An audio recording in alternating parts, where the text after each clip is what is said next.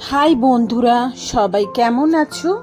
আবারও একটা নতুন থালি নিয়ে চলে এলাম, লাঞ্চ থালি। আজকের দুপুরে যেটা আমাদের মেনু ছিল, তো আজকের দুপুরের লাঞ্চ থালিতে ছিল আমাদের বাসমতি রাইস, তার সাথে ছিল কিন্তু কাতলা মাছের ঝোল। তো এই কাতলা মাছের ঝোলটা কিন্তু আলু আর পটল দিয়ে বানানো হয়েছিল। তার সাথে ছিল কলমি শাক ভাজা, যেটা বড়ি দিয়ে বানানো হয়েছিল। ভীষণ সুন্দর লাগে, তোমরাও একবার করে ট্রাই করে দেখতে পারো। আর তার সাথে ছিল কিন্তু পটল ভর্তা। এই পটল ভর্তার রেসিপিটা কিন্তু আমি আগেও দিয়েছিলাম, তোমরা সেখান থেকে দেখতে পারো। এই পটল ভর্তা দিয়ে কিন্তু তোমরা পুরো ভাত খেয়ে নিতে পারবে, এতটাই টেস্টি হয়।